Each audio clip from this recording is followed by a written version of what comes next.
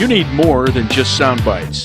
TSPN, streaming on the World Wide Web, and now on demand at tspntv.com.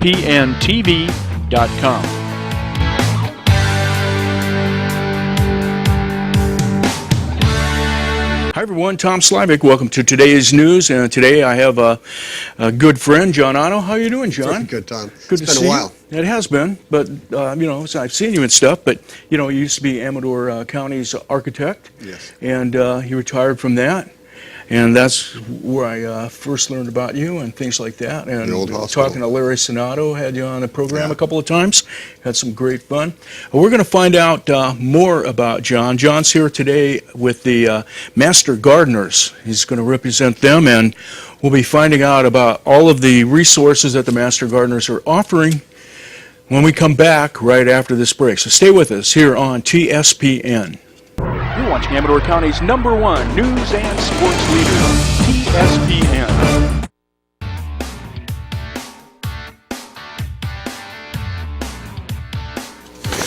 Hi everyone, and welcome back. Once again, Tom Slivick, and I'm with John Otto. Got to have you on board again, John. Now, we're going to start talking about Master Gardeners. Yes. And Master Gardeners are quite active, and I know you're going to be quite active. You were probably already out at the fair. We're setting up as we speak. Okay, so the fair's setting up, and you have one of the nicest booths here. We do. We're located between the Pokerville Hall and the Koi Pond, and it's just a nice, cool site, beautiful views. Don't have to have misters and all that. I know. I usually hang out there because it's so nice, and next to you, generally there's a butterfly exhibit. We try to get something like that, or a bees display. I don't know we're going to have those this year.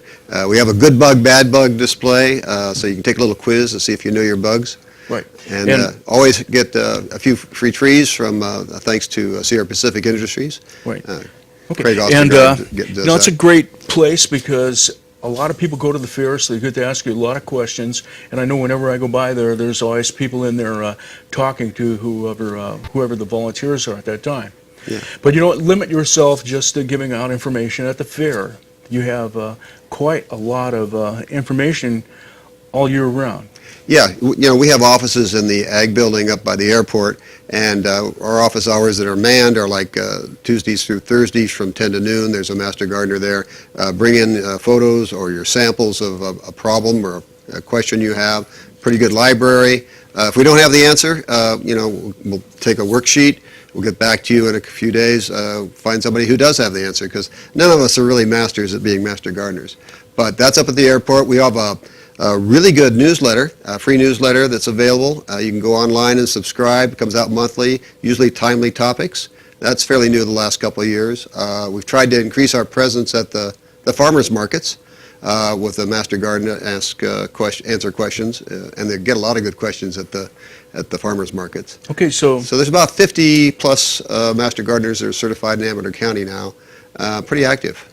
Okay, so you're out there giving information as much as you can. Now, you're under the umbrella of the University of California Cooperative Extension. Correct. So is that how you become a Master Gardener? Does the university offer classes? Correct. Annually, depending upon which county wants to host them, they'll hold about a 4-month series of classes. They're very extensive. After the 4 months of classes, when you can become certified as Master Gardener, covers all the horticultural topics and really gives you a really broad view. So we do actually, we're not so much a service group as like Lions or Rotary or something. We're basically a volunteer umbrella of the University of California to provide horticultural questions that the farm advisor does for commercial ag. We do for the homeowner. I'm glad to hear the word horticulture. I haven't heard it in a while, because usually we don't use that word in America as much. But recently I just read like an article, and they were referring this was to Australia, and they were saying it was like some of the coldest times, and then they talked to the people about how it was affecting their horticulture market, was what they said. So I thought that was pretty good. I know you know Susie well. Yes. And Susie took horticulture. That was her. That's her thing. She got quite the green thumb, and loves plants. I love plants. I just love the plant kingdom and all that. It's That's just marvelous. I mean, what would the earth be without it? Right. And you don't just limit your information and stuff to, things that people grow to eat. No, no. Ornamentals as well, natural environments, pests, wildlife.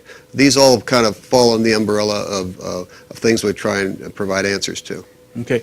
And so obviously there's a lot of questions. I know I was just off camera a minute ago saying that I had a great book that if you find a plant, you can go in there, so it's twice planetly palmate, isn't, go and boom, boom, boom, and change it around, and pretty soon, in no time at all, you've got the name of the plant, which when you do that, that plant becomes closer to you. Right. You feel more of a connection if you can name the plant and stuff.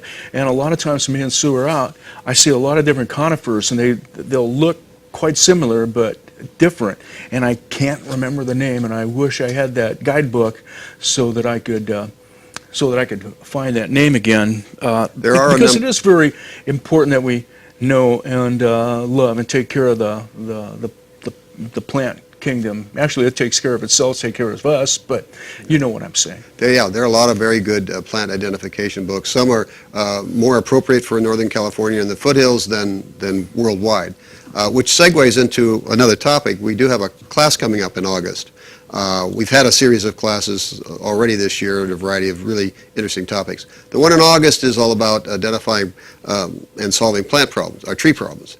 And okay. So if you're interested, it'll be on Saturday, August the 16th. And it'll cover identifying conifers that are regionally local and oaks that are regionally local and madrones as well. And then it's also going to cover some of the problems that we have with some of those trees, okay, whether they're fungus types or other pathogens or pests. Then we're also going to talk about, the kinds of hazards that we create as construction or the way we run our water lines around the yards and stuff like that, and things that don't work. We'll kind of dispel a few myths, too. I'm not going to talk about it now, but a lot of people claim, and Susie was talking about, sudden oak death syndrome, okay, right. Which is not really something we have. That's the rumor. We don't have it in Amador County. It's endemic to the coastal series where there's moisture. And so it's very prevalent from Monterey all the way up to Humboldt along the coast, but it really doesn't exhibit here. But we have other kinds of diseases that do attack oaks. Can't even pronounce it. Anyway, and we can talk about those in the class. So that comes up in August. Okay, so that's pretty good. Interesting thing, when you talk about things that bothers some of the conifers and stuff is, right now if we go into a drought, would be like the bark beetle. And there was a kind of a clever story that hit the internet just yesterday, I believe. It was George Harrison. They planted Exactly right. All right. They planted a tree in Griffith Park, or thereabout, in honor of him, and it was attacked and killed by beetles. Yeah. The bark beetle. And, how appropriate. But we have that'll be discussed. And we have a really serious problem and there's about 20 varieties of bark beetles, but the western pine beetle is probably the most common we see. It doesn't make any difference. Once the beetle larvae is infested and starts to girdle the cambium layer inside of trees, they're history. And we see a lot of the dieback, and if you look, there was one of the slides I brought that actually shows a pitch tube where the tree's trying to fight and push out a bark beetle. And that condition you can see quite often. I had a call on a young tree, a young healthy tree, just a couple weeks ago in Sutter Creek. And yeah, we're seeing a slide now. You see that kind of symptom. There's really not, I don't want to spend a lot of time on it, but there's really not a whole lot you can do if it's a major infestation. If the tree can't solve it itself, which is its natural tendency to do, then the tree can become terminal in as short as 1.5 years. And we'll see a lot of stands, as I went up to Bear River this past weekend, of dying conifers from that. Right. Usually the bark beetle will, I've seen it attack around here during at least the last drought and probably the drought before that. Yes, it's not. And as you said, it infests, and the trees next to it will could possibly succumb to it too. And that's because there's not enough water for the tree to kill the beetle as it as the water pressure goes up. As I understand, that could be wrong. When a tree is stressed from the lack of water, don't tell me how they know which trees to go to, but when they find, they don't attack a strong, healthy tree, they look for those that are stressed. They've And had millions of we've years had a to lot of figure out stressed which ones. trees. Yes, they've pretty much figured out. And so that's a major problem we're having during these past 3 years of drought and 6 years of low water. Okay, do other things happen as well, like rust and other things when... There's lots of things. We've seen huge defoliations from moths that attack trees and things of that nature. All of that's going to get covered in that class, so I won't steal too much thunder. So, all right, we don't want to give his stuff away and all that. Let's go to the class and find out about it. And the sudden oak, which we found out doesn't It's not a, happen here we have, too often? Armillaria is another kind of a root fungus, or root rot, that we have that attacks oaks up here. Some people think that's sudden oak death. It's a different pathogen. It's not quite as aggressive and destructive, but it's a serious problem. And oaks that get stressed, and sometimes they're stressed because of what we do under them. Oaks are not, well, again, part of the class. They're not used to having a lot of ornamentals and water under them. Heaven forbid we put grasses under them. So leave your oaks alone if you can. We're gonna come back and talk more with John Otto from the Master Gardeners right after this break, so stay with us. You're watching Amador County's local television network, TSPN.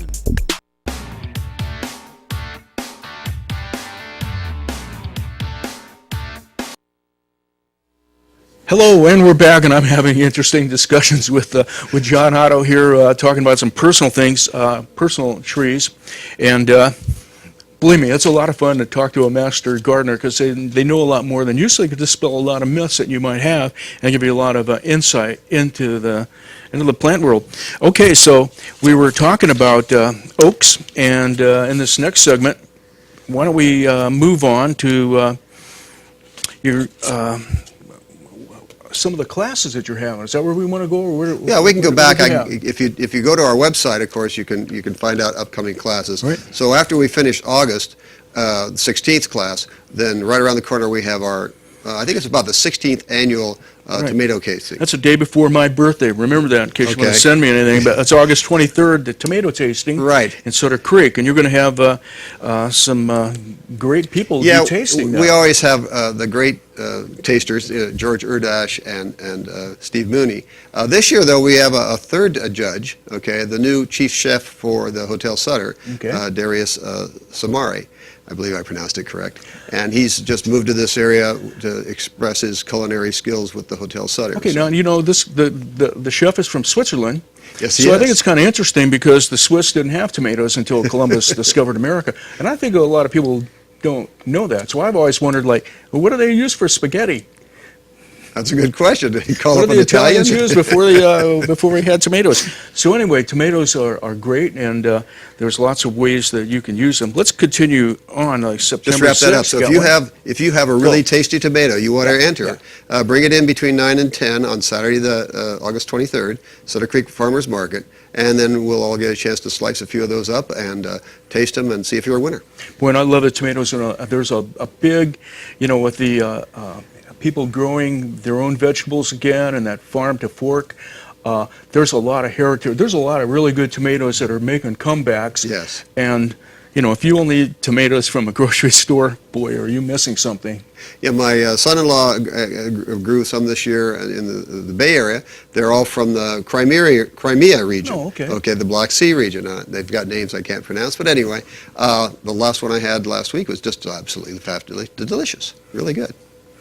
Okay, I hear that. And then on the, we talked a little bit about the pruning, or maybe we didn't. Yeah, but fruit September trees. 6th, we have what we call a winter, summer pruning class. We used to advocate pruning in the winter after all the leaves were down. Now the university's done some studies, and if the winter pruning tends to encourage new growth on trees, fruit trees we're Okay. talking about principally. But summer pruning, just after the fruit is dropped and picked and whatnot, that doesn't encourage the sugar growth, so it helps with the shaping of trees. So if you're interested in doing shaping, the summer pruning, which is the class we're going to talk about on September 6th, is better. Winter pruning then, of course, encourages new growth. Okay, so that was a pruning on September 13th. We have a class on planting your winter vegetable garden. Again, we're going to assume we might have some more moisture that we can do things in the winter. And this class will all be about planning what you're going to do in the fall for the following year. Okay. And then on the 27th of September, nourishing your soil. Yeah, I'm not quite sure what it's going to all entail, but I think it's probably going to talk about row covers, things you want to plant that'll put nitrogen back in the soils, like fava beans, and probably composting and mulching and those kinds of things. That'll be the content of that class. All right. And October 18th, planting an orchard. Again, this kind of, after we did our fruit tree pruning, this is kind of a follow-up. Start thinking about your bare root planting for the winter. Okay. That'll be productive next spring. How to lay it out, spacing, what your intent is, how high do you want your orchards to be? Do you want to go to 20 or 30 feet, or do you want to have stuff that's 8 and 10 feet that you can pick without a ladder? All those kind of items. All right. And then November 15th, putting your garden to bed. Yeah, that's an interesting class, and again, it's sort of if you want to keep the weeds down, how to mulch, if you want to plant, getting new nutrients back in the soil, how you can do that with cover crops and things of that nature. I think that's the content of that class. Okay, that's going to be great. Okay, so we've got about 6 minutes left. What do we want to talk about? Your call, because I don't have any cheat notes. We have a lot of questions about what to do in the drought.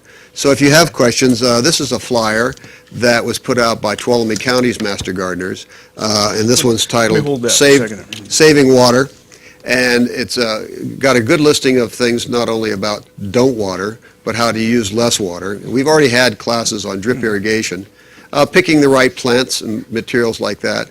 That's a pretty handy handout we have. Then there's another one also put out by Tuolumne County. They're a pretty active group down there in Tuolumne County. And this one's about foothill-friendly gardening. Some of the materials that do better here than they do in the Bay Area and stuff like that. And it has watering tables and things of that nature that could be useful. But there's also a whole variety of university literature that we have. So if you have a question, if we don't have the answer today, we'll have it in a few days. I'm kind of curious. Why does the UCCE get involved?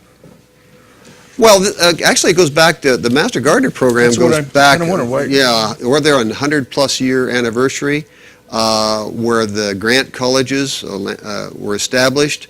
One of their mission statements was to have outreach. So in California, the university has a cooperative extension, which people in agriculture know is for agricultural purposes. Right. And it also spun off some of these community activities that aren't necessarily university, and that's the Master Gardener program, the Master Food Preservers program, to reach anybody who has a question. Was that to bring like science to the art of gardening and things that kind of grew out of the like the FAA and Sure. programs, the Grange and things like that, where the university, I guess, the West was developing a lot, and people wanted to know the best methods. Right, and the Master Gardener program really started elsewhere, not in California, but it's rampant throughout the United States. But it is university-based. Now, there's a lot of information out there about horticulture. I used to subscribe to Mother Earth News back in the 60s and the 70s, and how to live off the land. A lot of those things were sort of successful, not so successful. The Master Gardener program, we actually have to only advocate things that the University of Cooperative Studies, the University Agricultural Studies, A&R, have found to be successful. We don't do my grandmother used to do this, and it worked. That may very well have worked, but we don't know why. So we only advocate those things that the university puts out in publication and says will work. I would imagine that might have been some of the first experiments, with some of the young scientists saying how this or why did this work, or was Grandma wrong in this, Right. and trying to. Well, she may have been right, but there may have been an active ingredient in her bootleg liquor. We're gonna find out okay. that might be very nutritious to the plants. We just don't know what that active ingredient was. Okay. All right, so very good. So I guess bottom line is the Master Gardeners are a group that are dedicated to spreading information about the plants. We want you tell everybody once again what your mission is. You can look right there and Okay. tell them. Well, it's your camera right to there. answer homeowner questions about all things horticultural, and based upon research-based information provided by the university, and that's what we're about. Okay. And it's a great volunteer group, and come and see us at the fair. Bring your questions and problems. Now, you don't have to wind up being a master gardener. No, I mean- none of us are masters of anything, but we know where we can find some good information. Oh, Obi-Wan Kenobi one, you're not. No, you're not a great. we don't have lightsabers for our answers. Okay, but that's where people can get really great information. And coming up, tomorrow? I guess you can start taking some of your questions down to the booth. Come by Once the again, fair, you're gonna be yeah. at the fair. We'll have a lot of our research books, and if we can't find the answers, we'll take your name and number and get back to you in a few days. Okay, and I'm looking forward to probably that tomato. Tasting? Yeah. That'll be fun, August 23rd. And I'm interested in the August 16th class. We'll see how that works. Okay, so what do you know so far? Are people calling up and saying that, I would think it's been hot enough for home gardens to be producing fruit. Have you been at the fair? They've got, I shouldn't say just fruit, but, a lot of vegetables are really fruits, and a lot of fruits are really vegetables. But One of the things that we don't, the Master Gardeners are not involved in, but in Pokerville Hall on, I believe it's Saturday morning, and if it's not Friday morning, they have all the local county food, fruits and pies and activities that are judged. And it is in Pokerville Hall, and it's a great outing. I just have to look at the fair guide to find out which day it is. Okay. But that is a great opportunity to look at some wonderful, wonderful produce that people have grown themselves and enter into the fair. have you been able to peek in there to see what people have put The on judging's display? done Already next there, to us, huh? and if I work that session, yeah, I can see it going on, yeah. I think, and that's a great, if you're out to the fair, check the schedule Okay. and see if that food program is being judged in the morning. All right, and I just really want to recommend people get involved with you, and also say thanks a lot for being a master gardener. It's really It's a new career path for me. a new career path. Yeah. Is it a paying career path? No, it's all free. We're all free volunteers, but I never stop learning something every Okay, day. you can never get paid enough as a volunteer. Yeah, you've already asked some questions I got to go learn something about. Okay, all right. Well, thanks for watching TSPN, and check out the Master Gardeners at the fair. And, of course, they've got a great calendar of events that are coming on. Go to their website, and Master Gardeners, Amador County. I'm sure everybody knows how to get someplace on the web. Okay, thanks a lot, John, for coming by. My pleasure. And I'll see you out at the fair. Yes, you will. All yes, right, you will. bye. Okay. Thanks for watching TSPN. We'll see you again next time. You're watching Amador County's local television network, TSPN.